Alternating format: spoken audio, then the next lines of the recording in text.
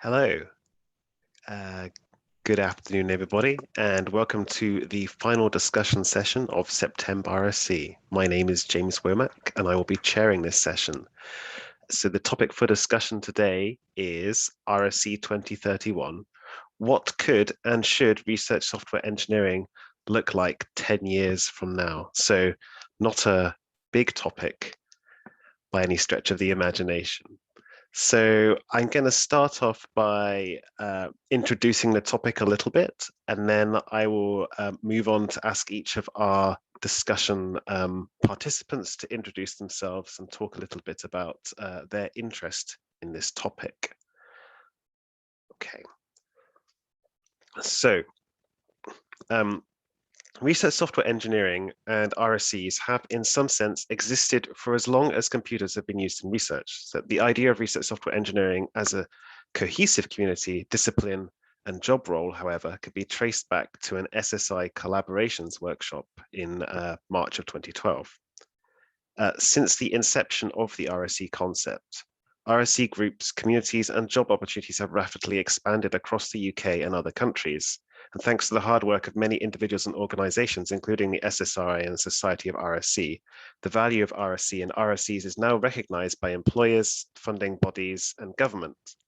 Today, we find ourselves nearing the end of the UK RSE community's first virtual conference, which has spanned 4 weeks, had over 250 attendees, and produced over 40 hours of amazing content. And now we find ourselves nearly 2 years into the 2020s. I don't know how we got there. To many, including me, it still feels like a new decade, thanks to the time warping effect of the pandemic. So in this discussion, we're going to consider what will the next decade of RSE has to hold. Having built a robust community and wide recognition, where do we go from here? What work is left to be done, and what are the challenges? So I have a personal interest in the topic. I actually submitted this topic when we had the community vote earlier this year. And also earlier this year, I joined the Central RSE group at the University of Bristol as an RSE support specialist. And although I have worked in research software development for over a decade as a PhD researcher and PDRA, I consider myself to now be at the start of my RSE career, feeling now committed to the role and idea. And I think how my own career in RSE develops in the next 10 years will be closely intertwined with how the RSE concept and movement develops. So I'm interested to hear what the participants have to say. And so before I ask them to introduce themselves, I'm just going to say a couple of, provide a bit of extra information. So just to remind you, there's no Slido Q&A for this discussion, like all the other discussions in the conference.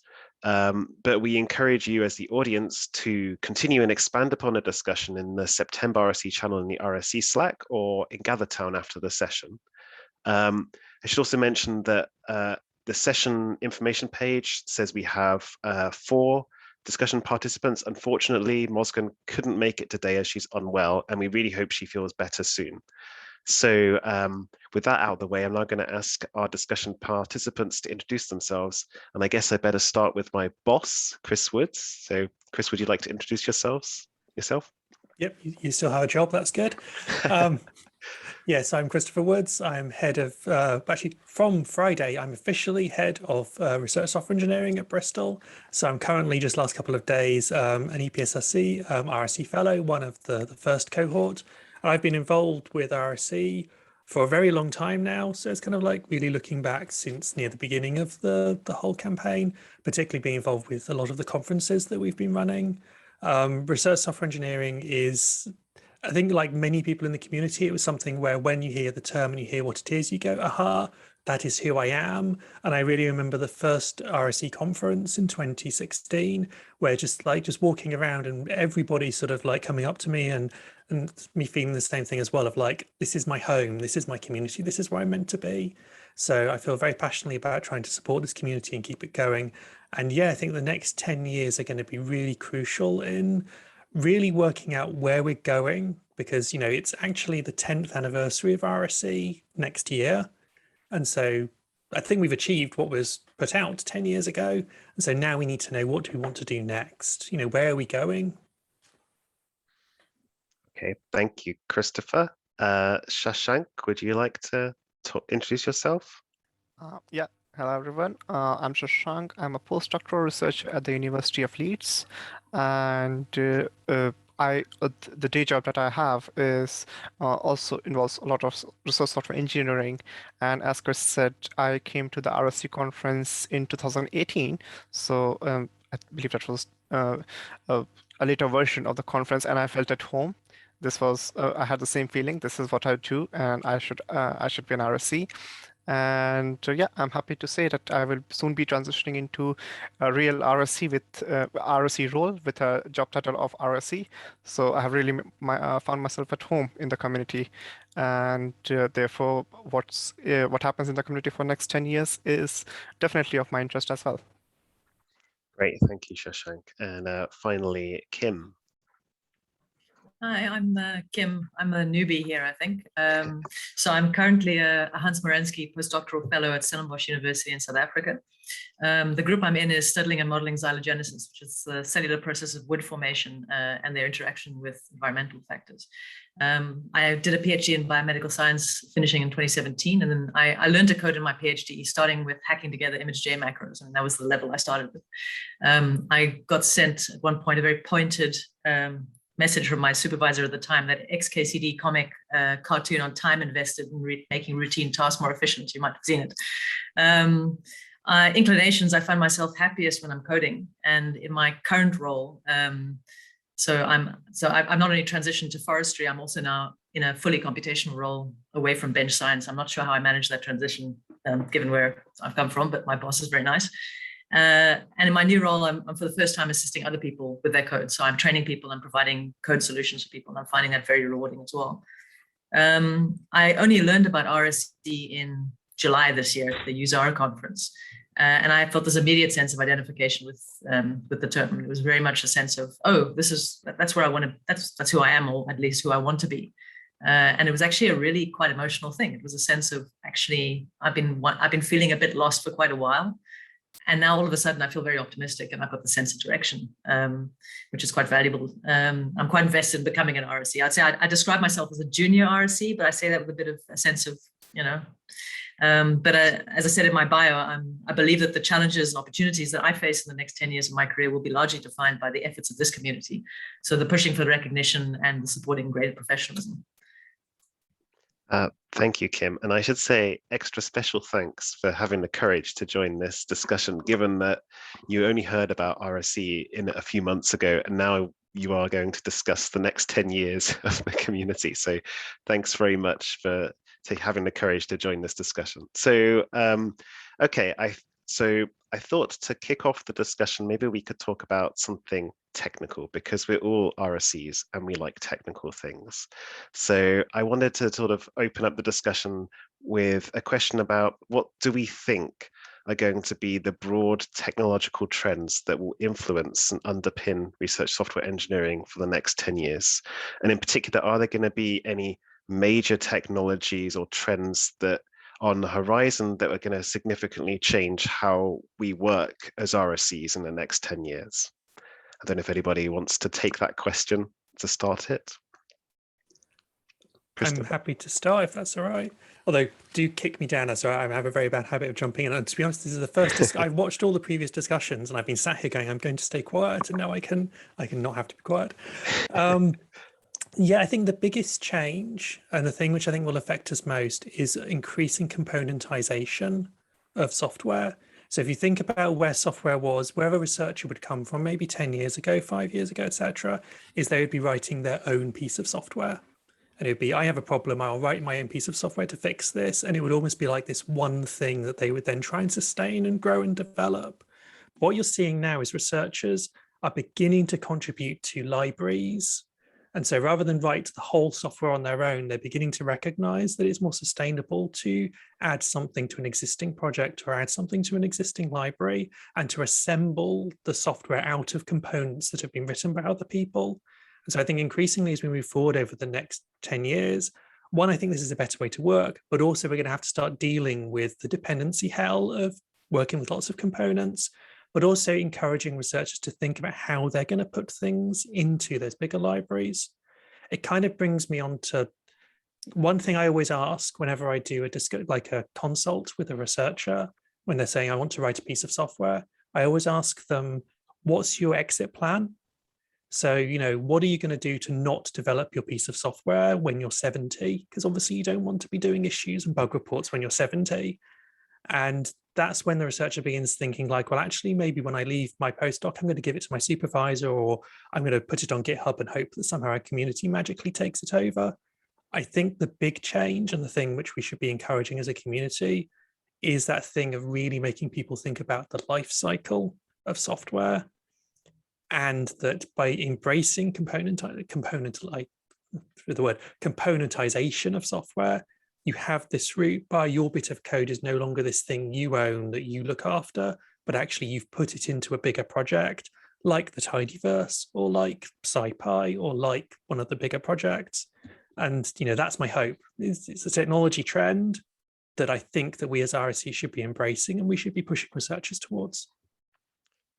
It sounds like what you're saying is that researchers are probably going to be spending less time writing new code and more time finding ways to tie together lots of different other elements of code that already exist and extending code, which in some respects is actually quite a different skill set to just authoring something from scratch. Yeah, I think researchers don't know what exists, and it's much easier to actually write something new than it is to take something that already exists. And I understand why. We all do this. We all want to write our own code. We don't want to trust something that somebody else has written. But actually imagine that that's how we built bridges. I'm not going to trust any of the engineered bits of steel and brick and everything else. I'm going to build my own bespoke bridge because only I can trust my own bridge. That's not engineering. And I think this is where we go from being coders who are just coding up stuff to being engineers where we can begin building in the trust and the validation and the documentation with our components so that other people can then build stuff with them. And that's the only way you build bridges that cross continent or cross large distances. We want to build bridges that cross continents. Kim, do you want to jump in? Yeah, we're thinking with the nature of research and research software, is it maybe something that's a bit more unique to RSEs as opposed to more commercial industry software engineering? The fact that we are sort of doing this iterative, sort of amoeba-like exploration of reality that involves all sorts of little odd directions, as opposed to, okay, here's your team, you're going to build this product kind of thing. Yeah, I think that's something that came up in one of the earlier some of the earlier talks, actually. I think you're right. There's this thing of what is research software engineering versus normal software engineering. And there is that sort of evolution of requirements. It's an exploration. So one of the images I always used right at the beginning was that a researcher is like an explorer who goes off into the unknown, and they've got their backpack of things they know. And the research problem was this trying to cross the stream. And what they do is they take everything they know and they cobble together a bridge, and they get across the bridge. And that bridge was the research software, which worked for them, but was not translatable to another field or to another problem. And our job as research software engineers was being like Sherpas, to take Mike Croucher's term, and we go with them into the field, and we have a larger backpack of stuff that we can help them cross bridges with. But we also think when they build the bridge about how you could then take that bridge and use it for future work. So I think research coding is very different. It's exploring, but research software engineering is where we become more like commercial software developers, commercial software engineers, where we think about taking those research requirements and building the flexibility in as part of the requirements gathering, if that makes sense. So Shashank, do you have anything you want to say on this question of technology and how it might evolve in the next 10 years? Yeah, I would like to add to what Chris said, where like componentization.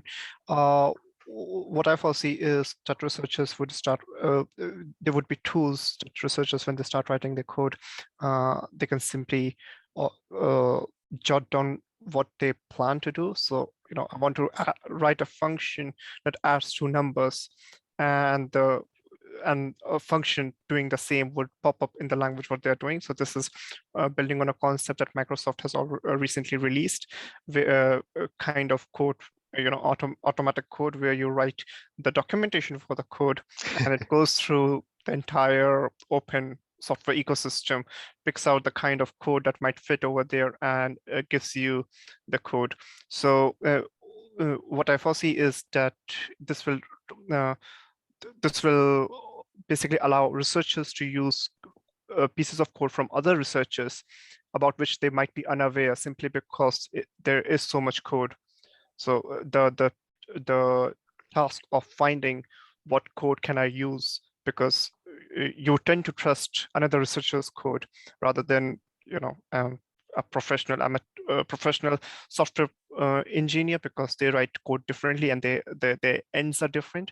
So yeah, what I foresee is that researchers will be able to use each other's code a lot more easily and find it a lot more easily and make it a part of the code a lot more easily than they are at the moment. Yeah, I Feels think like you're right. something. Sorry, go ahead, Chris. So yeah, I think you're right, Shashank. And that tool, just as you were describing, it's almost like a clippy that pops up and says, it looks like you're trying to write a molecular dynamics program. Have you thought about using this? But you're right, that other big technology trend, of course, is that bringing in more tooling and more clever and smart tooling. And I know that there are members of the community that are very anti anything beyond VI. But it's in the same way that as a chemist, because I'm a chemist as background, we can't possibly know the entire chemistry literature. As RSEs, our job is to kind of know what's out there already. So we have a bigger backpack as Sherpas than the researchers. We can't know every single software library that's out there. And so embracing a tooling that helps pop up things to us smartly, saying, actually, you're doing stuff that already exists in the tidyverse. Why don't you have a look at that? I think would help. Yes, as someone who has moved from being a Vim and Tmux disciple to someone who really loves IDEs, I would love my IDE to be able to just tell me if the code that I'm writing I could actually not write it and find code that's already been written that solves the problem extremely well. So that would be very handy, I think. I think sounds kind of creepy, I think. It's scary. We can talk about it later. My favorite IDE can already do that. I have not Really? configured it to do it because of privacy concerns, but the open source IDE from one of the mega giants can do that. Very cool. I have to say that is one cool. thing that I've increasingly found moving from like junior to senior role is that I used to just write lots of code, but now I actually want my IDE to say, as James said, you don't need to write this code. And it's like the best code is code you don't write. And I am very much now trying to discourage people from writing code and just use something else, because you don't have to maintain it or sustain it or do any of the testing of it, as long as it's well documented and already well engineered.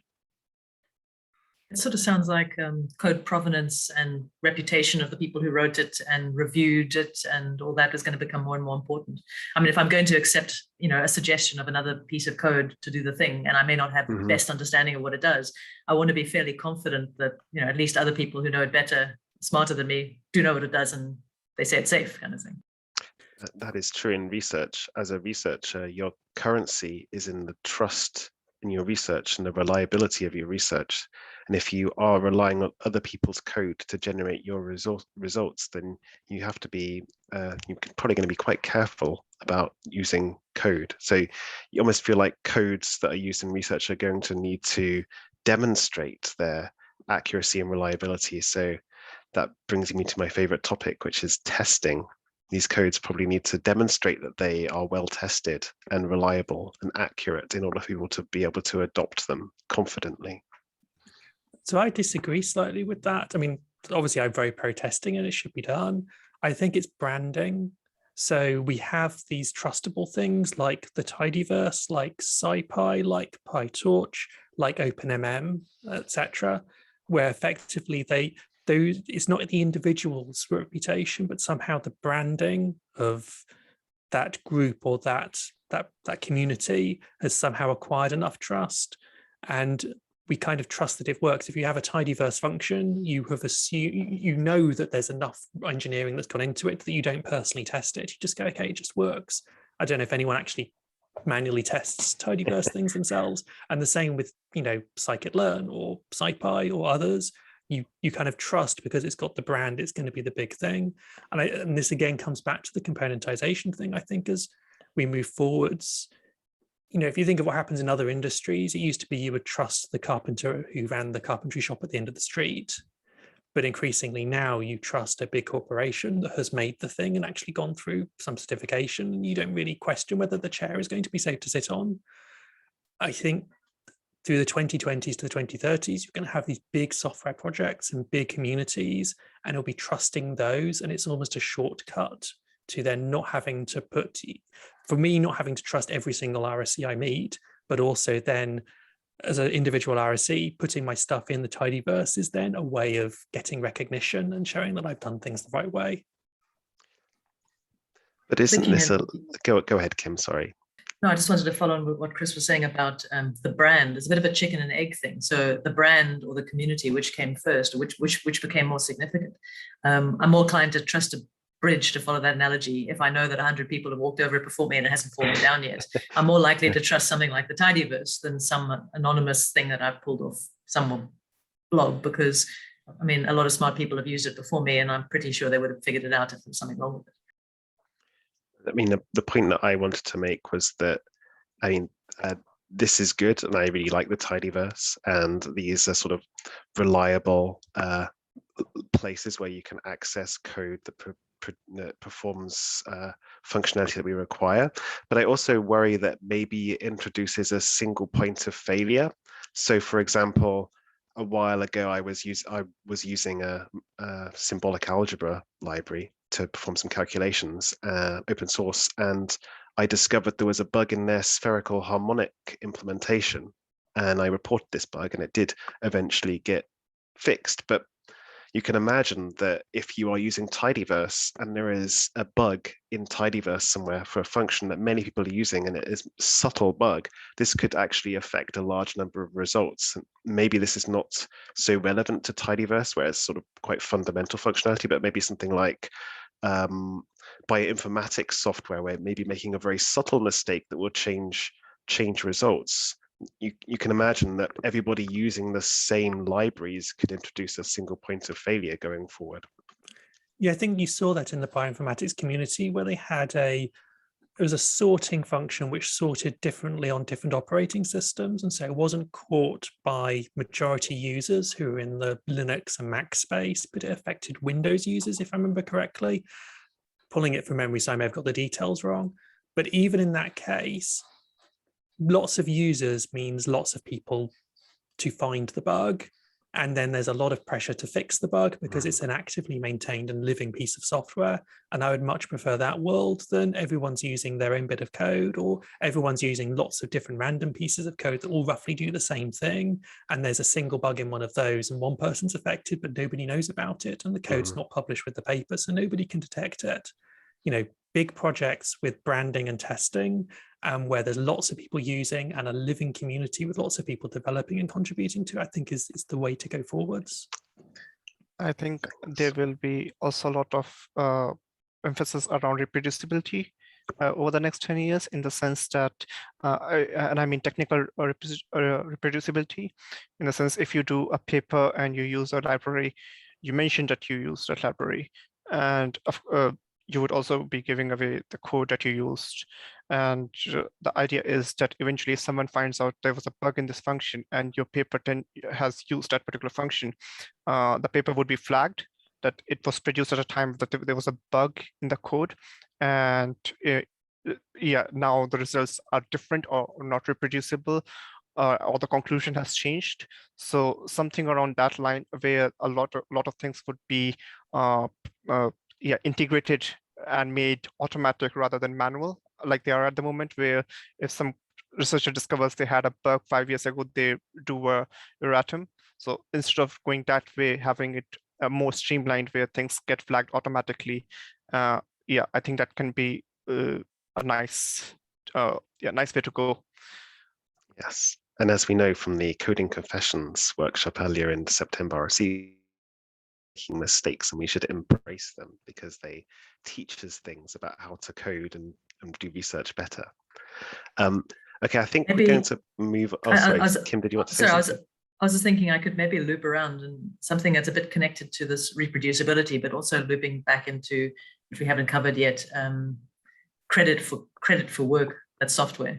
I'm sort of thinking maybe there's scope for something that's like some sort of bastard child of version control plus the kind of thing that people use for plagiarism checking, but to actually to be able to really flexibly check when someone's publishing a paper and includes some code, where have all the little bits and pieces come from? So, that one anonymous postdoc who wrote that one function that is now being used in this paper that's being published by people on the other side of the planet who've never spoken to them.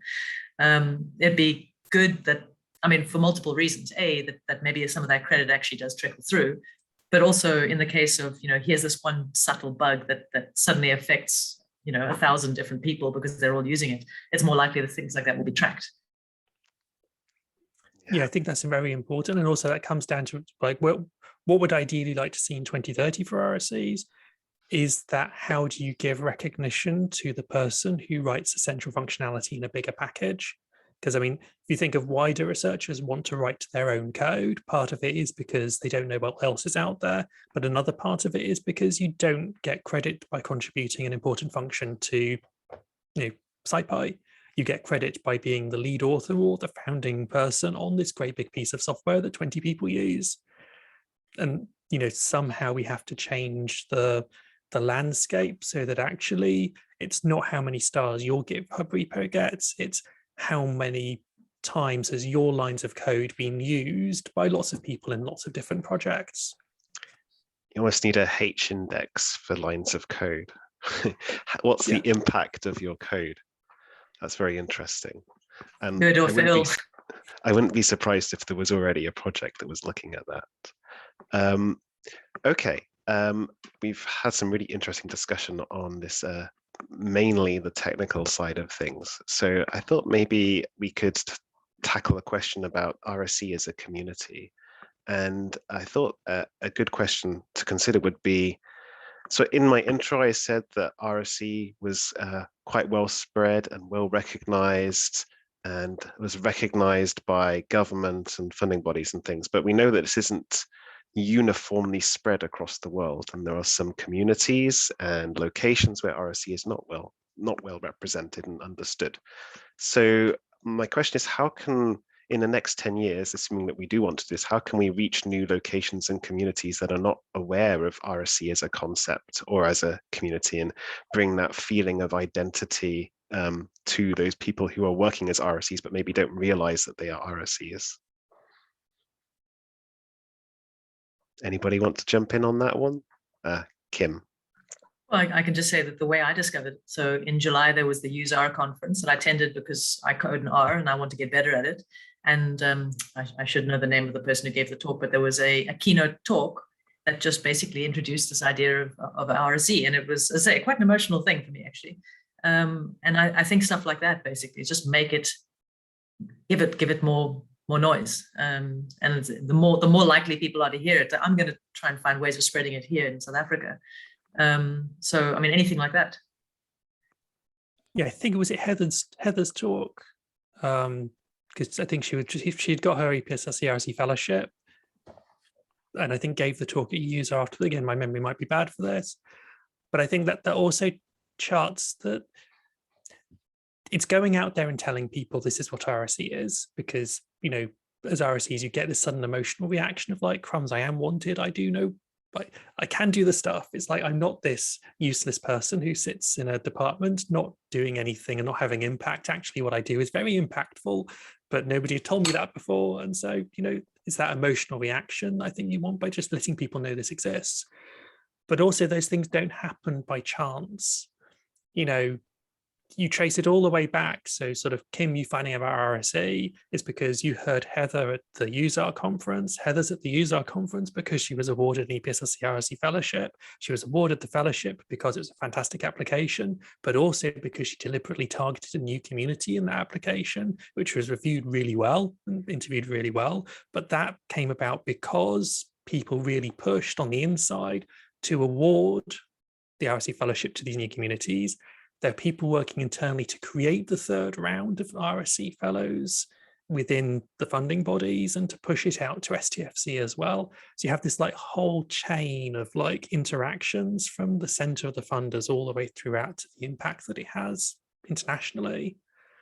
And I think we say go out and tell people, but you need those chains to do that. Someone has to be funded to do that, and they have to be motivated to do that.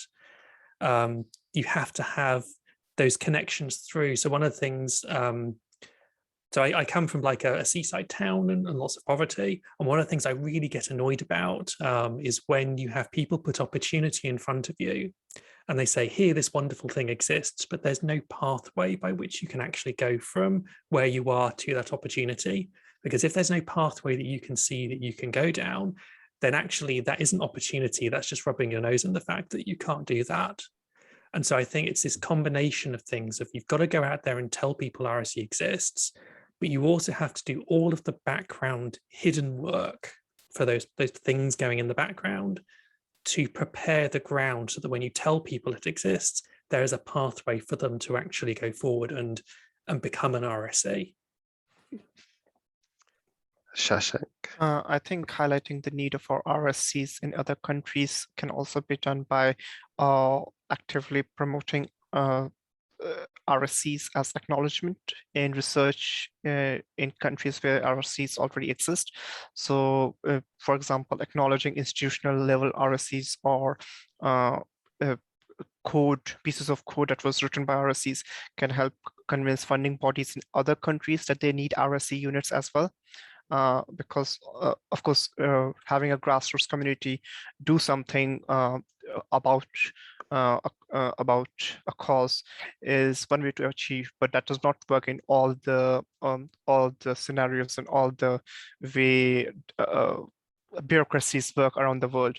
So some bureaucracies need convincing by showing them the proof rather than grassroots movements, and these bureaucracies can be convinced by showing them the merit of having an RSC unit in their institutions. And I think that's actually the very important thing that we do have to do, as particularly the UK community, is there's a very obvious question that other countries have, and indeed other funding councils in the UK have, which is show us the value. What is the return ultimately financially, or patents and others impact in the most general sense? What is the return through this investment in RSE? Is this investing in a community who are all just talking to each other and sort of circle spiraling themselves up with their own sense of importance? Or is there actually real value being created by this? And I think, we have to show that value, I think, in the next 2 to 3 years in the UK. And so case studies and things like that are really important. So I saw Kim put her hand up, so I'll be quiet. I'm just discovering what the spacebar does. Well, I think the work that you in the UK have been doing for the last decade or more is now it's going to bear fruit in the rest of the world, and it's going to do so much faster than it's taken you guys to get to where you are, because there's going to be, I think, this leapfrog effect. So, Chris, we've spoken where I've sort of approached my local university, someone to sort of try and motivate for this, and it's a combination of educating and saying, hey, there is this thing, and then also trying to make a case for it. But it's whether or not my attempt bears fruit. The fact that you guys have already been doing all this hard work and sort of bringing the proof together, and then also sort of who doesn't want to follow some of these top UK universities? We should be able to leapfrog in places like South Africa and elsewhere. So related to reaching locations and groups and communities that are not aware of the RSE concept is also making those groups and communities feel included and feel that they are at home in the RSE community. And we've already had a great panel about diversity and missing narratives earlier this week. I thought it would be interesting to address the question here as well for the next 10 years. And something that the question that I ask, which is perhaps a little bit controversial, is does the RSE community have a diversity and inclusion problem? Or is it that this is more RSE community sort of inherits this sort of skewed diversity of STEM and mathematics and computing in general? And is there anything as an RSE community that we can do to address this problem? Does anybody want to jump in on that controversial topic? I would say that yes, we do inherit the problem from STEM as a field at large, but that does not allow us to forgo the burden and having initiatives that help people who feel they're marginalized included. I think we can do it regardless of how the larger STEM community deals with it.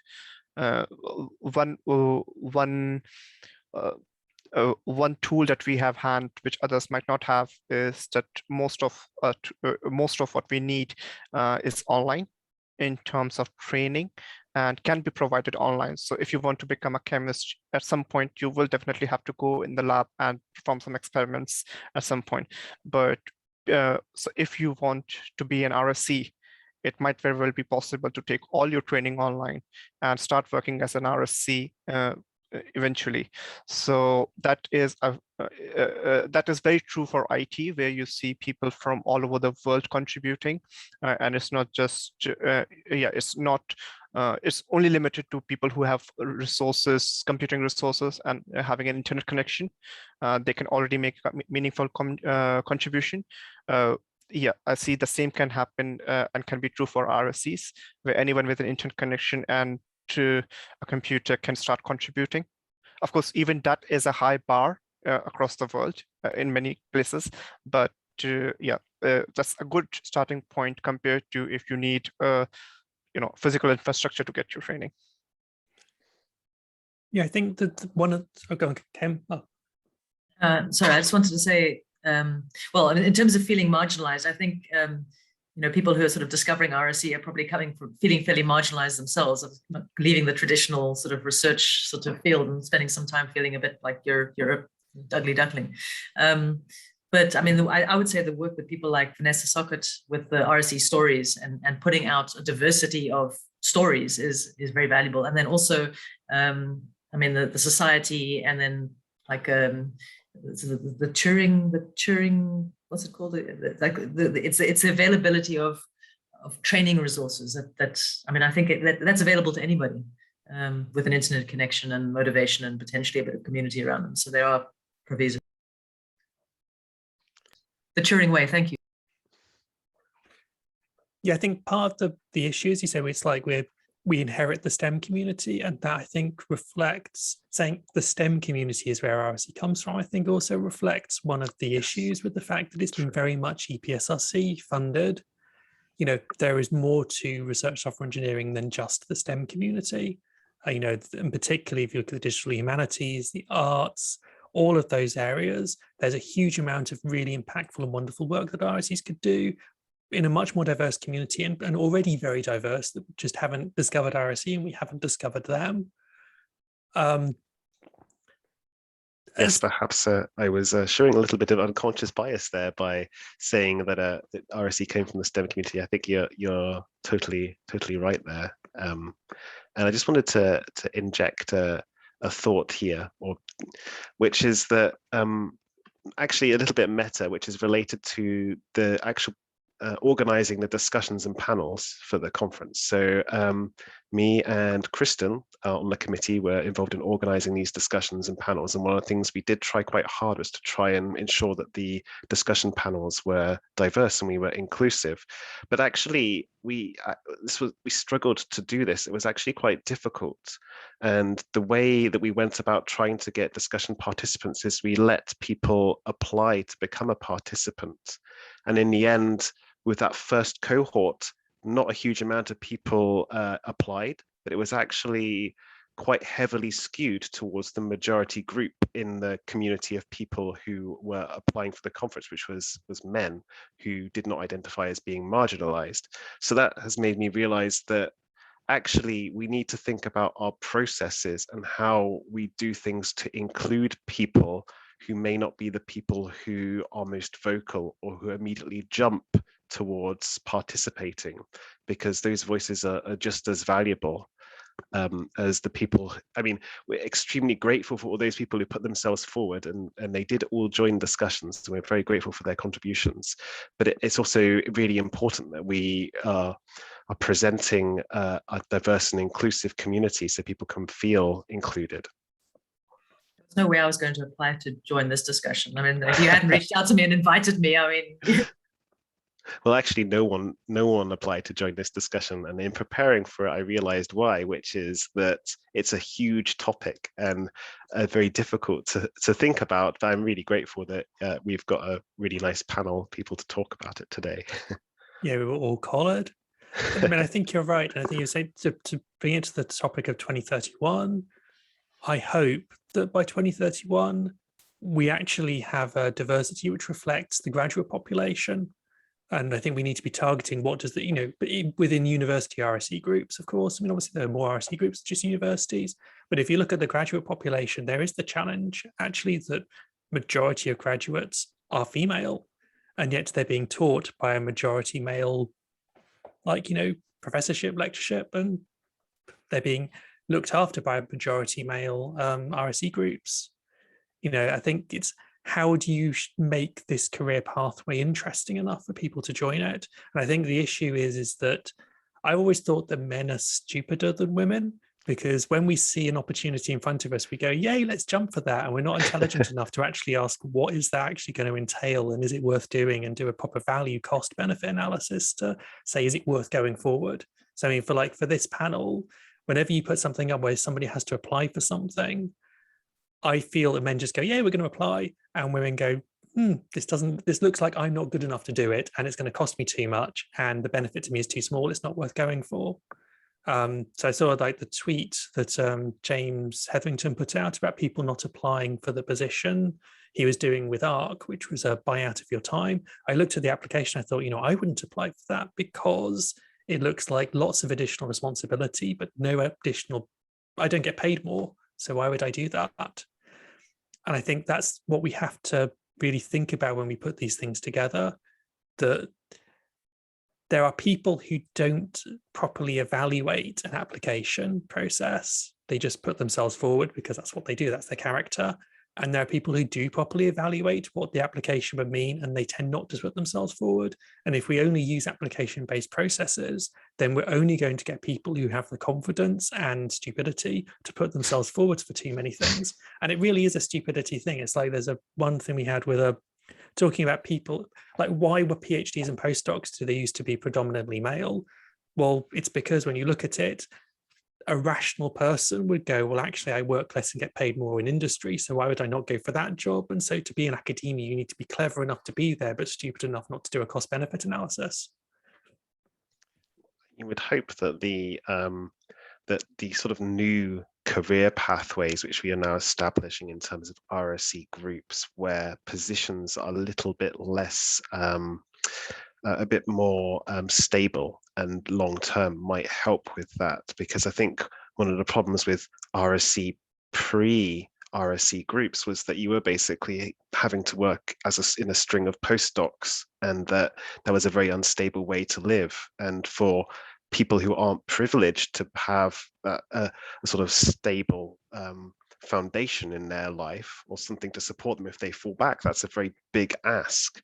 Whereas if you can now have a stable career as an RSE and long-term career progression, then that makes a big difference. And actually that's a question I thought would be interesting to discuss, is for the next 10 years, having now established, at least in some countries, RSE groups and RSEs as in universities, what is the next step for RSE careers, and in particular for the career ladder for RSEs? Where do you move after you've joined an RSE group? So I want to jump in with this because it follows directly on from what you said. When someone asks me what I'm most proud of in terms of what achievement you're most proud of from the fellowship, for me, it's the fact that I have a group of wonderful RSEs. You're definitely one of them, James, wonderful RSEs in the group. But you've bought houses, you've had children, you're living normal lives. You're not worrying about the next paycheck. And my career was a series of 6-month, 9-month, 12-month postdocs where you just never knew, year by year, where you were going to be employed next. And being told that, while some people think what you're doing is cool, actually there's no future for you. You're not, to quote one of my referees from a fellowship application, this is not science. So you don't get the award. And to move us all, and we haven't done it completely, of course, there's still a huge number of people stuck in these really terrible conditions, month by month, year by year contracts, to move away from, and not just in RSE, but for research as a whole, to move towards pooling and separating funding from employment, so that when you employ somebody, you actually care about their continued employment in your care. You care about their career as a whole, and you're not just using them for the 1 year or 18 months of work they give you and then kick them out. That's what I really want to see happen, transformed across universities, not just in RSE, but for all of the research technical professionals, for postdocs as well, so that so people can buy houses and have families, and their work, valuable as it is as impactful and valuable as it is to society, does not come at the cost of them sacrificing their own personal development and their ability to have children or live a normal life. First of all, thanks, Chris, and everyone, the previous RSE generation, for doing the hard work and making it easier for us to transition into a defined career path. But I would like to add that alongside having a stable job, we must also provide RSEs who are in present as an RSE with a clear career progression path, because the way things are and the way things will be, there can only be one head of RSE per group, or there's only so many people in managerial roles and people doing technical stuff. So having a clear path of moving ahead in the career ladder, or transitioning into a managerial role, or better still, to avoid the catastrophe that academia already is, where everyone is a postdoc and there are few professors. We should also provide RSCs with opportunities to spin off into industry and make them employable in other areas, or maybe train them enough to send them back as professors back into academia, something of that sort.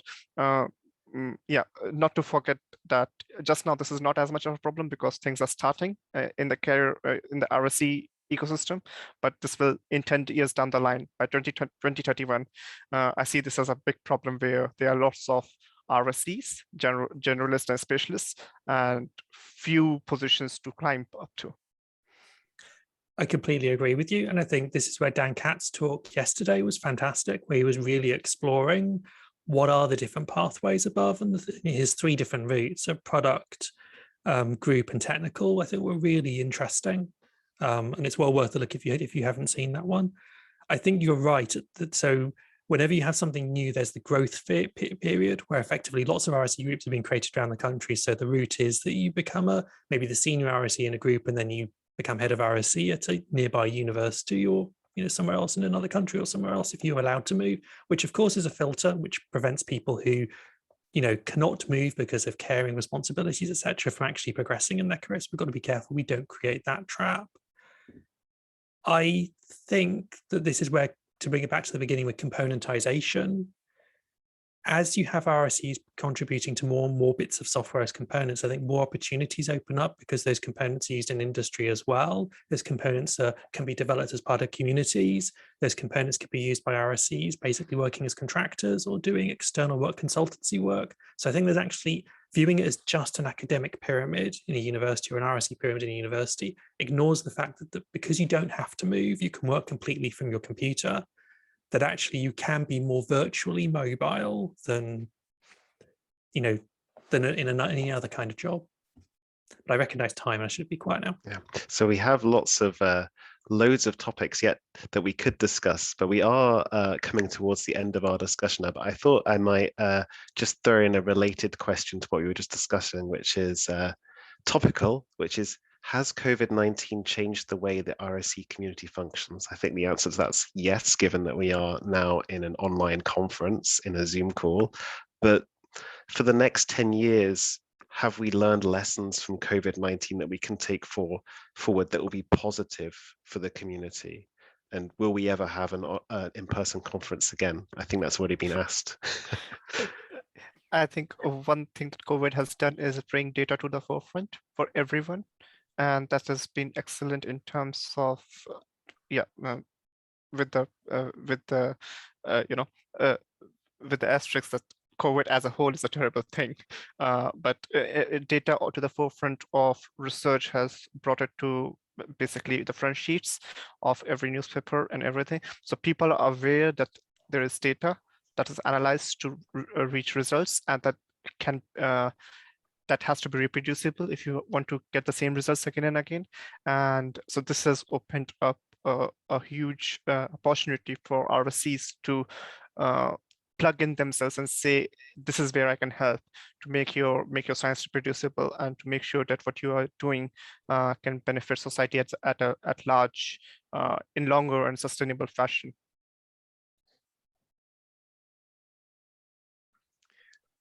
Kim, did you want to jump in, Kim? Yeah, I just wanted to say that, so being untethered from the commute, so making it clearer that it's possible to work remotely, I think that's something that's going to give RSEs going forward a lot more power than they had before. As you say, it's not going to be a case of now you're stuck in a local region, you can actually work worldwide, which gives you a lot more clout. But just to also to harken back to that point that got raised, and I really thumbs up, the more RSEs are valued by and in industry, the more power we will have as a community, I think, and the more we will be valued, the more, positive pressure we can apply to things. Yeah, I mean, for me, COVID-19, so believe it or not, before COVID-19, I was very much like, I can only manage a group who are sitting around a table near me. And I think RSE should be coming into the office. And then COVID-19 basically showed us, yes, we can teach wonderfully remotely. And the amount of teaching we did went from like 200 people a year to well over 1,000, 1,500 people a year. It showed that we can manage groups remotely and work asynchronously. And so now I'm actually, why would we all come back into an office? And that suddenly opened up the ability to, if the university would allow it, which they don't at the moment, I can hire people from anywhere. It doesn't really matter where they come from and where they're based, which is massive for diversity, because now someone from a seaside town doesn't need to move if they have to look after their parents. They could do the work from where they are. But I worry that when you say yes on COVID-19, that it's all going to snap back. So there is this desire to go back to in-person conferences. There's a desire to go back to working in offices from HR departments. And I would question, in 5 years' time, will we really have noticed that COVID-19 happened in the workplace? My hope is that yes, we will. And we will have said, what's the value of being in person, and only paid the cost of it when there was really the added value that was worth it. And the same with being in a room together. We only come into a physical room together when we see the value is worth the cost of excluding people and the cost of them physically getting there. But, that's my hope. Great. Thank you, everybody, for all your answers to that question. I think we're now coming towards the end of the discussion. And it's interesting, Christopher, that you said, what will happen in 5 years' time? Will it have snapped back? Well, I hope everybody is available in September 2031, so we can all get together again and have a discussion on how everything went for SeptembRSE 2031. Retired on a Thai island somewhere. That's my personal hope. I'm retired on a Thai island and occasionally fixing code via a Wi-Fi connection. Plenty of condensed milk. Oh yeah, tons of condensed milk and tons of Thai tea. Would be fantastic. I have made an appointment in my calendar. So see you in 2031. So as we're now going to wrap up the discussion, I just wondered if anybody had any closing comments they wanted to make. I think this has been a really interesting discussion. Trying to fit it all into the slot that we had has been difficult, but I think we've covered a lot of ground, so thank you. But yes, if anybody wants to make any closing remarks, please go ahead. Just wanted to say, as I pointed out, with the whole pathway of the influencing going all the way through a talk at a user conference, where we are is dependent on the free time and the effort and the lobbying of a small number of people who put a lot of time and effort into organizing conferences and lobbying funding councils and going around the world giving talks and everything else. We will only have an RSE in 2031 if the new community we have now, and I'm speaking specifically of like the new cohort of RSE fellows and like the people brought into the community and their new head of RSE jobs and others, if they put the time and effort into doing that work, because kind of the first generation of us who did it, we're moving into senior positions now where we don't have the ability to do that anymore. And I don't want this to be like, say, Grid or other communities where it just dies because people aren't doing that invisible behind the scenes work. So please volunteer to organize RSE 22. We need people to organize it. You'll need to organize it from December if it's going to be in person, and stand up and do this and lobby your funding agencies and everything else. Otherwise, these things won't happen. Thank you, Christopher. Kim, I saw your hand go up. I don't know if you wanted to say something briefly. I just wanted to reiterate thanks to the first and I think maybe second as well generations of RSEs who've been paving the way and making this possible, because it's changed the way I'm seeing my future, and I do intend to try and take up the torch as much as I can and push things forward. But thank you, Christopher, James, everyone else who's behind the scenes there. It's you're doing a great thing. Great. And Shashank? I would just say that I'm also looking forward to 2041. Not that we. I hope we will not be championing the cause at that moment. We would be enjoying the fruits by then. But that there is, of course, a new. There will always be a newer cohort coming in, and the generation I see coming next is differently IT enabled, so they have used different kinds of devices than we did, and they might need a lot of training, or we might need to change our tools to adjust towards how they would work as an RSE. So the work is not finished yet, or will not be finished in 2031. Right. Bring on the fully immersive VR. Yeah. Thank you, everybody, and thank you for everybody who's come to the discussion. I hope you enjoyed the discussion. Up next, we have a talk, and following that, a poster session with Lightning, with some presentations, short presentations about the interactive posters. So thank you all for listening. I think we'll go to a short break now.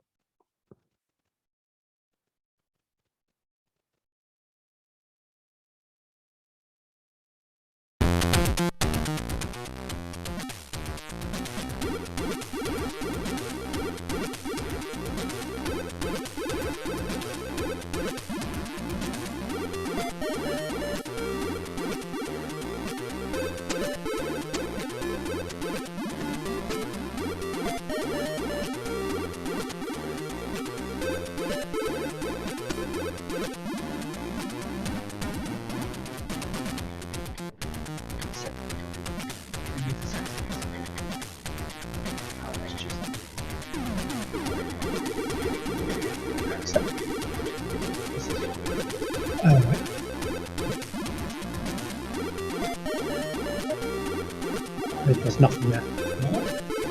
What are you trying to do? Screen share's right there. Oh. I was like, oh, oh, and it is sharing us. Okay.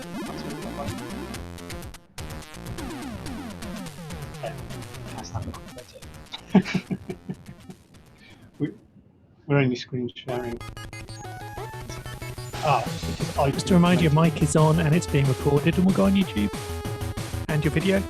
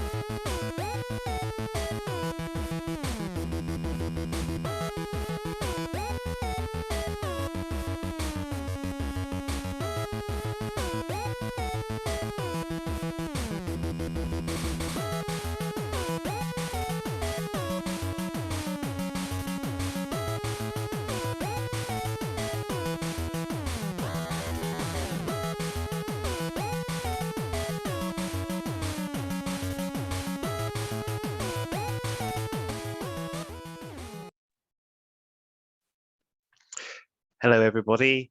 Welcome back. Next up, we have a talk by James, Lester, and Martini about voice-first research, a voice interface to research workflows, showing how to interface BioSimSpace, software developed by one of my Bristol RSE colleagues, Lester, with voice-activated technologies. So I'll hand over now to you, James, Lester, and Martini.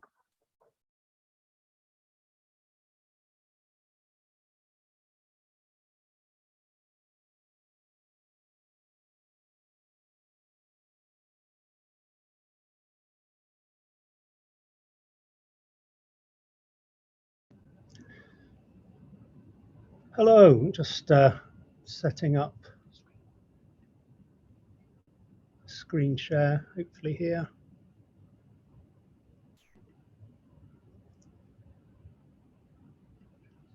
I think it needs to occur. Okay.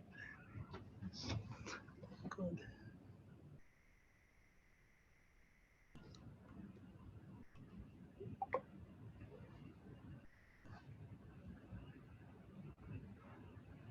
Should we quickly quit? Yeah, I think we're going to have to quit and reopen to make. Okay, brief technical interlude. Everybody talk amongst yourselves and we'll be back shortly with the talk itself. Just wait a few minutes. Hopefully we'll sort out this technical difficulty and we'll be back with you.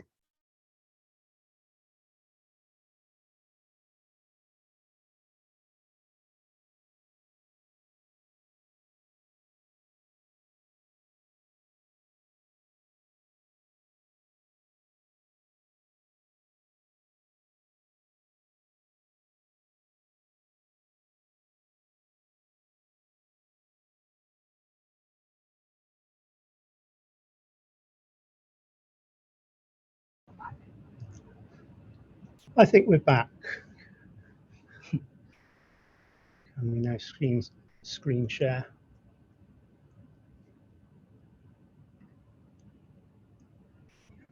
Okay. Excellent. So sorry about that. The joys of combining Zoom and Max. So thank you, James, for the introduction and the opportunity to come back to SeptembRSE to speak again today. For me, it's been great having another opportunity. I ran a workshop in Sheffield yesterday, so it's really good to be back at the conference. For those who don't know me, I'm James Grant. I was, in my previous role, I was a research software engineer sitting centrally at the University of Bath. And in the beginning of the year, I transitioned to a role here at Amazon Web Services as a solutions architect with a particular focus on working with researchers and specifically the RSE community. So thinking about what you've just been talking about in the panel, and particularly towards the end of the recognition of what RSE has achieved over the last 10 years, my role that I'm in now wouldn't exist without the efforts of the last 10 years from those who've led the community. Before I carry on with the presentation, I'd just like to introduce Lester and then Martini to introduce themselves. Hi, I am Lester Hedges. I'm a research software engineer working in Bristol with Christian Woods in his group, and I'm the lead developer of BioSimSpace.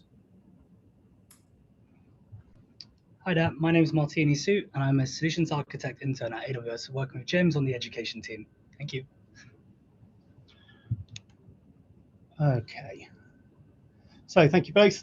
So just a bit of an overview of what we'll talk about today. So I'll give an introduction to voice first research, the project that we've been doing, or Martini's been doing over the summer. And then I'll hand over to Lester to do an introduction to BioSimSpace, which is a key part of this project in terms of enabling what we're doing.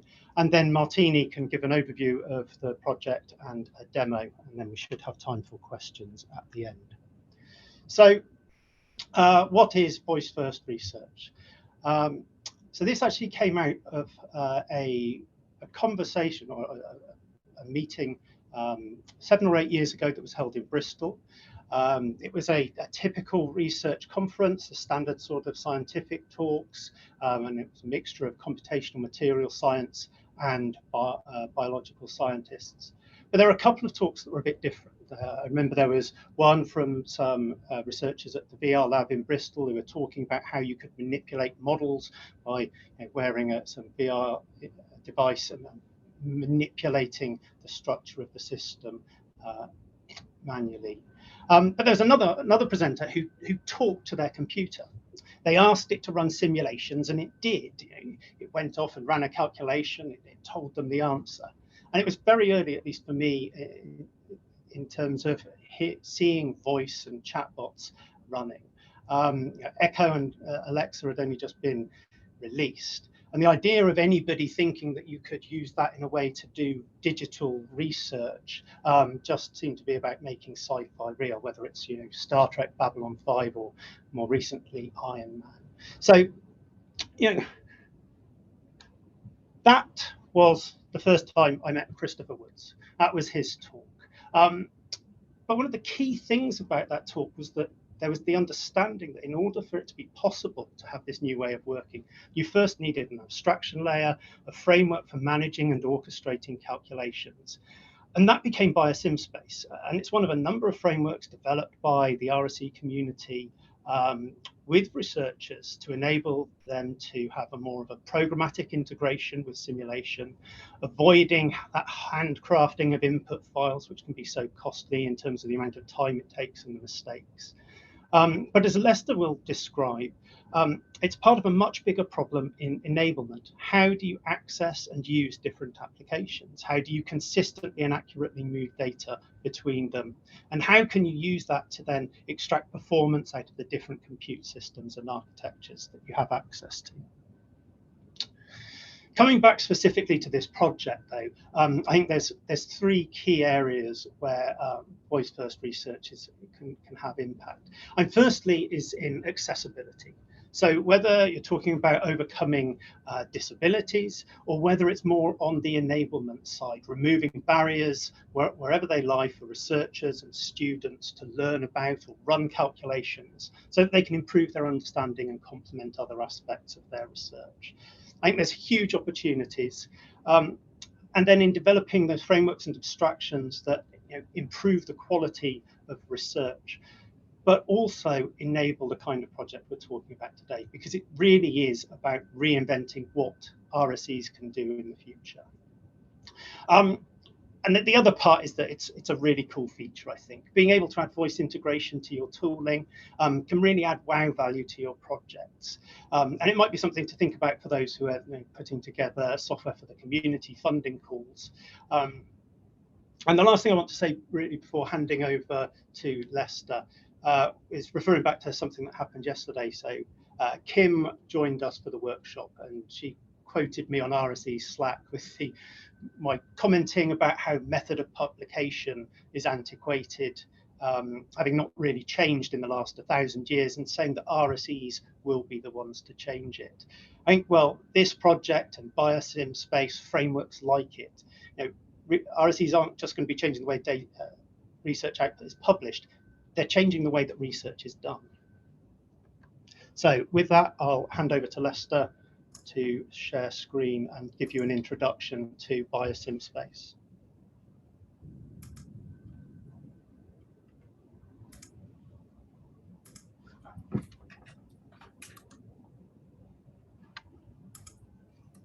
Okay, hopefully you can see my slides. As I mentioned, my name is Lester Hedges, and I'm a research software engineer at Bristol. And I developed BioSimSpace in collaboration with Christopher Woods and the CCP Biosim community. So it was a research project that came out of Christopher's experiences as a researcher doing biomolecular simulation, as James has talked about. And within this community, there's a software problem that's familiar to a lot of research communities, is that there's lots of software, but it doesn't fit together very well. So there's a wealth of fantastic software that's been developed over 20, 30 years, and sometimes and it's research software, so it's grown organically in research groups, and nobody's really thought about the need of interfacing with different packages. So while a lot of these packages have complementary functionality, actually fitting them together is a real nightmare sometimes. It involves a lot of dirty scripting to convert things from one format to another. So as a researcher, it's often difficult to know what tools exist, what it does, or how can you take a new piece of software that you might want to use some new piece of functionality and plug that into your workflow. And this lack of compatibility and interoperability really leads to brittle workflows and poor reproducibility. So as a researcher, you want to do some piece of science and you're excited about that and want to share it with collaborators and other people. But it might be so dependent on a particular software stack that you can't write a script and then share that with a colleague across the world and expect it to run or expect it to give the same result. And similarly, a package might upgrade its version, or there might be changes in an API, and you come to run something again in 6 months' time and it no longer works. So sort of traditionally within the community, the solution to this has been to effectively get everyone together and come up with a new format, a new standard, sort of collect together all the functionality from existing packages, and then you make everyone read and write to this new standard and sort of mandate that everybody should use this and replace all of the existing tools. And the problem is, these packages are fantastic. People have sort of invested their careers in them. There's hundreds of thousands of papers based and people's reputations based on results from these packages. And there's just too big an inertia for people to go and switch away from them. And what you end up doing is you don't unify anything. You just create another standard and another incompatible piece of software. So instead, the approach with BioSimSpace was to actually do the opposite, to make it easier to work with the existing software and the formats we have. These tools are already well tested, very robust, and very useful, but we just want to make it easier to communicate between them. So what BioSimSpace does is effectively the dirty task of interconverting formats between all of the different programs and abstract that and hide that from the users so they don't even have to think about it. So in a summary of what BioSimSpace does, the main thing is just allowing the simplification of translating data formats to allow this cross-package communication. And then this enables you as a user to write workflow components to do a piece of scientific work that are, in some sense, independent of the underlying software application. So you can write a high-level script that could do the same thing with different packages that are installed on your system. So you could share that with someone else who might use a different suite of tools, but it will still run. It will still do the same scientific calculation, but with a different set of tools. And importantly, it also facilitates the sharing and reuse of these workflow components amongst academia and industrial communities, and provides a framework and sort of basically a common language in which people can express protocols for complex workflows and sort of talk about what is the best practice for doing this. So in terms of this project, there are sort of a few features of BioSimSpace that make it sort of useful for taking an approach like this. And I'll sort of briefly discuss some of those. I mean, the first thing that BioSimSpace really needs, and anything that wants to deal with interoperability or sort of hiding some of this nastiness of converting between formats, is sort of a powerful suite of parsers. And BioSimSpace provides a way of reading molecular information from file without really having to worry about what those files are, their extensions. As long as the information in that file, in those files, is self-consistent, we can read it.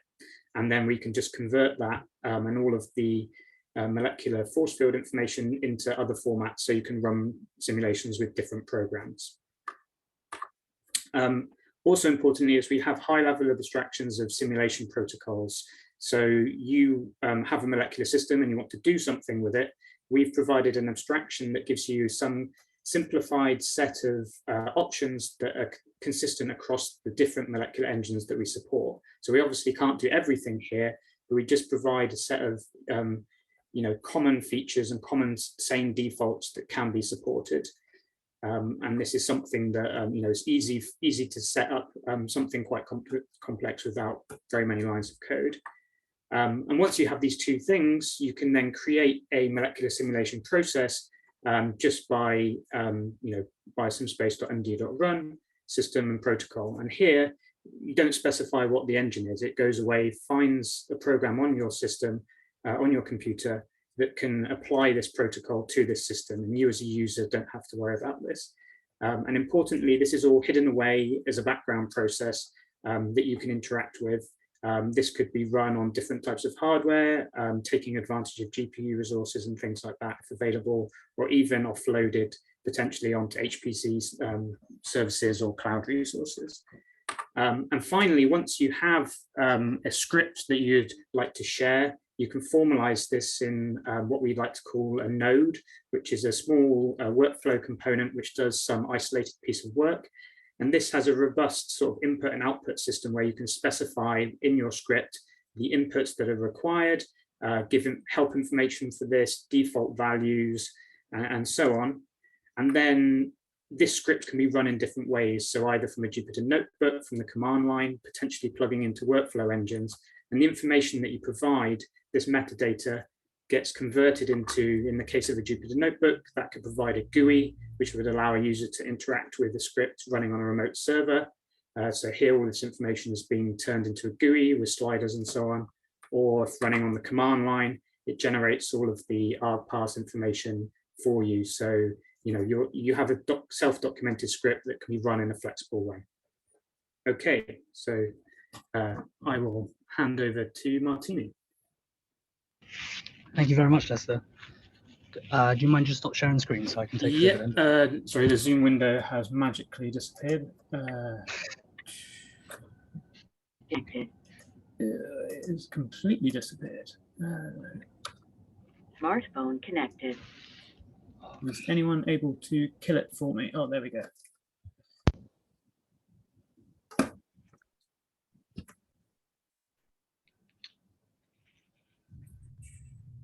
Hello, everybody. Hello, everybody. Thank you for having me. It's an absolute honor for me to come and present what I've been working on over the summer. So what I'm going to talk about is I'm going to go through a Hello World run through my application. Then whilst that's running in the background, I'm going to talk about the functional architecture of this application of voice-first research, and then end with a more useful and real application of voice-first research by doing an energy minimization demo. So let's see how that works. So this is the bot interface, and I'm just going to speak to it like this. Create a Hello World experiment.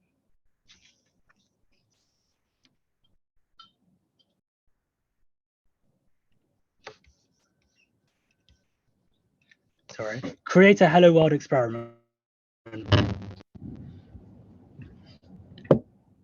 Smartphone connected. Experiment. Run the experiment. Running simulation. So whilst that's running in the background, I'm just going to talk about the functional architecture. So what you can see here is, as the user, I've just spoken to the chatbot or the voice interface. This could be the new AWS Astro. I don't know if any of you have seen that, or it could be Alexa, it could be on Facebook Messenger, it could be on Twitch. You can deploy it on many different applications.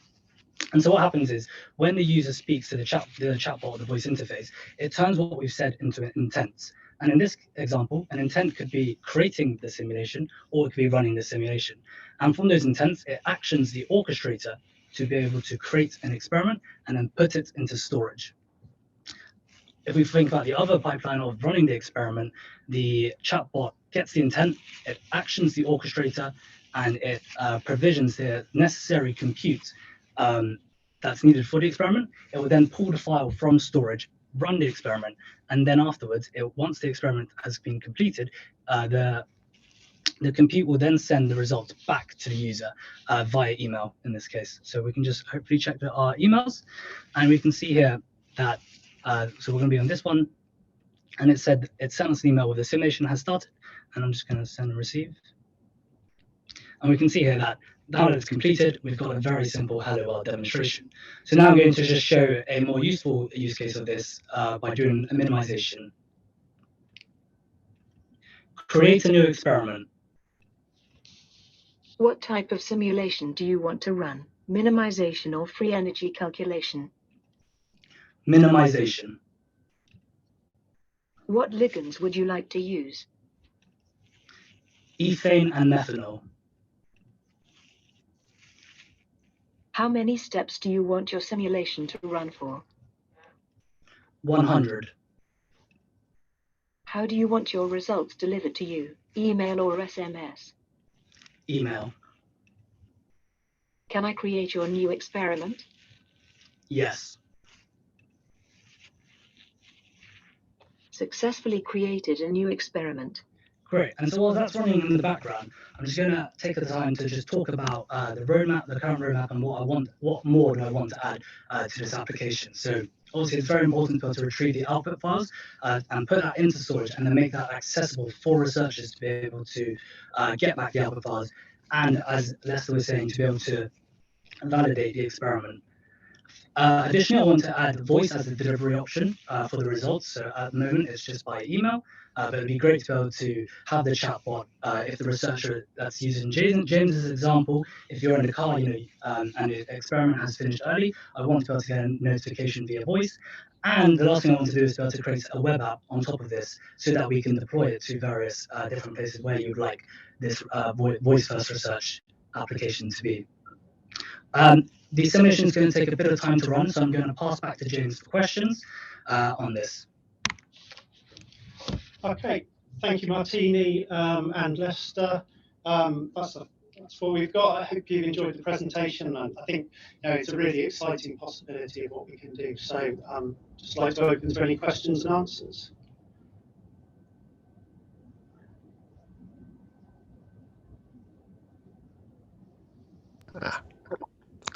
Hello. So at the moment, we have only one question. Hopefully, one of the team can drop the Slido link into the chat just to remind people that this is where you can drop in questions. So the question that we have to start with is, are there things I can do to make it easier for my research software to interface with voice technology?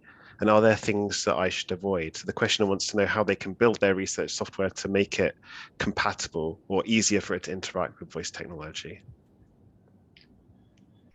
I think in terms of the detail of that, Lester would probably be good to come in. But I mean, just from the point of view of where we started the project, there was a lot of thought given into what were appropriate frameworks. So you could envisage speaking into a chatbot and detailing the code that you wanted to execute. But we just felt that that's just too much. What we really want to be able to do is interact with that high level of abstraction. So something like the nodes in SeptembRSE, where you can have templates of what calculations should look like. I think a lot of that is still going to be best and more efficiently done by hand. I don't know if Lester's got any. Yeah, I think it was just a sort of a natural coincidence of the way that SeptembRSE needed this high level simplicity due to dealing with multiple software packages and the fact that you can't support all possible options. So you're having to abstract away, what is the core thing that I want from this type of simulation. We were primarily targeting it towards people who wanted to learn about molecular simulation or were doing something that was a well-defined existing calculation that they knew worked, but just potentially wanted to redo that for lots of different inputs. So yes, it had like quite a basic, well-defined, easy to sort of test and check that the input is valid and so on. So having something that is very high level, and you can basically, like James has said, you have a recipe to do something with a well-defined set of inputs and outputs that you can map to voice effectively. But something that we also did with SeptembRSE was still gave the user the power to go in and configure everything behind the scenes for them. And thinking about that with voice as well, you can effectively use it to set up your initial script, and then you as a user could then tweak extra settings afterwards. So it kind of gets you over that bump of actually getting the template up and running. Okay, thank you, Lester and James. So question 2 is, where is the data for the experiment stored and how is the compute provisioned? I think that's one for Martini to talk about, really. Yep. So for voice first research at the moment, the file is stored in an S3, and then the metadata of the experiment gets sent towards a database, and then the compute is provisioned using Fargate, which is a serverless compute for containers. Hope that answers your question. Good answer. Very succinct. Next question is, how do you program Alexa? And what does the code look like? Again, I think Martini needs to take that one on. So there's actually a lot of good resources on, I think it's developer.alexa.com, and there's lots of resources and tutorials to go through it, but you can code it in, I think there's Node and Python, and essentially you just create Lambda functions behind Alexa. But I would recommend to go check the resources on it on the Alexa website. More questions coming in. So this one's probably for Lester. Biosim space looks cool. It is cool. Is it just for molecular dynamics? Thanks, James. Yes, it is currently for molecular dynamics, but not just sort of bare bones molecular dynamics simulations. It can do more complex workflows such as metadynamics or free energy perturbation. But we have had sort of interest, other people have sort of expressed applying sort of similar frameworks to other research areas. I mean, this is a common problem of having lots of great software, but interfacing between them being a nightmare. So I think there's certain sort of ideas and techniques from the framework that could be applied to other things very easily. Thanks, Lester. This is a good question. Do you think that voice-based interfaces to HPC clusters will be in use by 2030, or will we still use Bash and the command line? Or we could just dictate Bash. That would be fine. Yeah, it depends how far the neural, not neural linguistic program, the recognition for translating language directly into text goes for that. And I think, so going back to Christopher's talk 7 or 8 years ago, there was this really fantastic piece where he ran a short simulation and then asked for a more something that was going to be more complicated and take longer, and the computer told him that it would need to run on HPC and it would take 12 hours or something. Perhaps he remembers the exact time, but the flow was that the orchestration behind the scenes could run your more advanced calculations that did take longer. That's not within what Martini's been doing, but certainly thinking about how you orchestrate larger calculations outside of the container that we're currently using. That's certainly something that would be interesting to look at. Great, thank you. And the final question, which is related, is would this help people who have sight problems get into HPC? And have you done any outreach? So we haven't yet done any outreach, but certainly addressing accessibility is something where I think there's a lot of potential for this project. And having demonstrated that in principle it's possible by interfacing with the kind of frameworks that Biosim Space represents, there really is the capacity for doing that. So yes, the next stage for us, and for Lester and Christopher, who we've been working with on this project, would be to start looking at that possibility. Great, thank you. So I don't know, has Martini's simulation completed? Do we want to take a look? Yes, let me just share screens.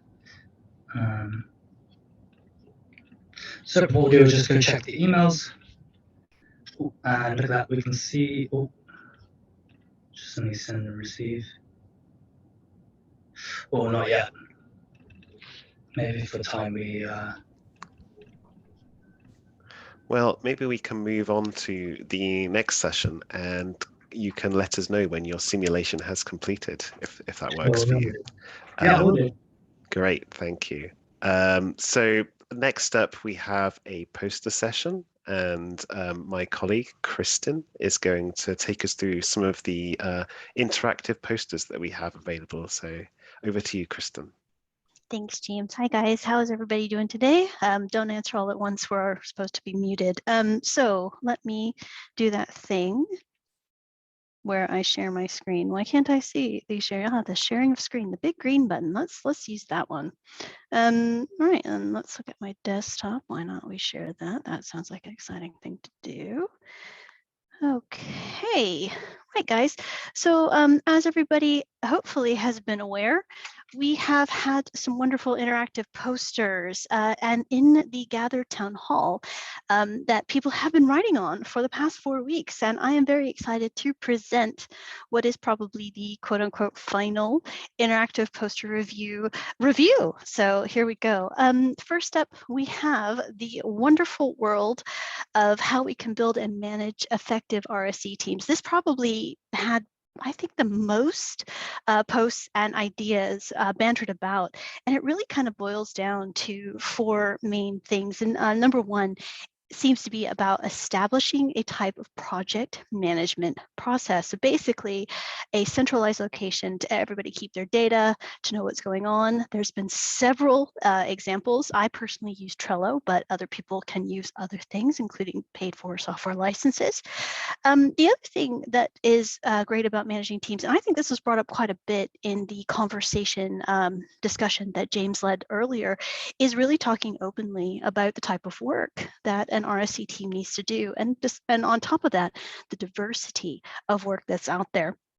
And the other thing that came down is the standards, agreeing standards, not adding standards, trying to keep things pared down, trying not to invent new things as you go along, but really keeping that focus. And keeping that focus kind of comes into the last point that you'll see on the board, which is a lot about hybrid working and understanding about whether or not people need to be in the room. I know that, again, in the other discussion that Christopher Woods was kind enough to bring up the fact that at first he thought he needed to see everybody around a table, but over time he's realized that's not as important. So the next question about managing a successful RSE team is about being able to have meetings when you need to have meetings, to look at asynchronous types of work, such as dropping notes into something like this poster, and also around clarity and setting expectations and making that the right way to go. So I made a little takeaway project there so you guys can see it, but obviously, again, you can visit the poster himself and see everybody's work in detail. The next piece we really talked about was imposter syndrome, which actually comes along very nicely from talking about managing an RSE teams, and even talking about the future of the RSE movement, because a lot of people, and I really agree with this, and perhaps it's my classics background, that is that a research software engineer is actually a very powerful chimera of many different ways and forms, but that you also need to realize that this particular field is evolving. In the discussion, they talked about potentially it possibly dying out if we don't keep it up. But at the same time, I don't think it will. It may evolve into something more. There's a wonderful mention on the board about considering research software engineering kind of like a blanket term, like medicine is used to describe the field that nurses, doctors, clinicians, you've even got computational biochemists. They all work in medicine, looking every day to try to find the great next hopeful treatment or cure for things that are out there. But the same as with the other one, it's a lot about imposter syndrome is something that I think has been discussed at length as a woman in technology. It is like rote standard. If you attend any D&I event for HPC, for the RSE community, for software development, it's always about, am I an imposter? Having conversations, being open and honest, I think that's really been what can benefit this particular feeling of imposterism. And not only that, what's been launched here at the SeptembRSE conferences? We've got the regional groups now, so people can get together locally, either online, in person, asynchronously, whatever needs to happen, as well as the mentorship program. So that is all out there now to hopefully bring people up into this community to make sure everyone doesn't feel alone. And again, here's a quick little summary of everything that kind of comes off of this poster. But again, please go read everything everyone has to say. It's a wonderful thing. Third poster on the list, does being an RSE dead end an academic career? Those who attended the discussion, I was sitting here as I am a wife of a reformed academic, is what I like to tell people. He was at Oxford for 11 years and he transferred into industry, and he was plagued by the publishing problem and the scooping problem and all the academic problems that are out there. So as an RSE, I guess when you read this poster, the short answer is no, it does not truncate it. But I think what kind of come bubbling out of the surface is that we do need to give more recognition academically to the research software engineering community, but we should not be following some of the academic process that has come into pitfalls, like locking people into a specific path of progression or locking them to publishing issues. So that is the kind of thing that I really kind of took away from here. My little updates here. So there you go. And then we move on to the next one. I hope this is fine. Hope we can see it. So the next one we've got here is what are good ways to write documentation for research software? And actually, there was two things that came out of this that I can see in summary. Number one is frameworks and conversation around establishing standard formats and not writing custom ones. Now, as an integrator within HPC, I can often say that customization can obviously cost more in terms of time and money. And same thing can be said here for documentation. And we need to write with the end user in mind. And even better, if you can write with the end user, him or her or themselves, or a trusted editor, then you really will be flying. So that's what I got off that poster. So there's my little takeaways there. And then finally, what you would have said to your younger self in the RSE community, those who are starting out in the field. And it's interesting, it kind of, this particular poster split into two areas. And number one was remembering that being an RSE isn't necessarily all about you, because you're both balancing the technology and the people and trying to find a way and a pathway through that middle ground.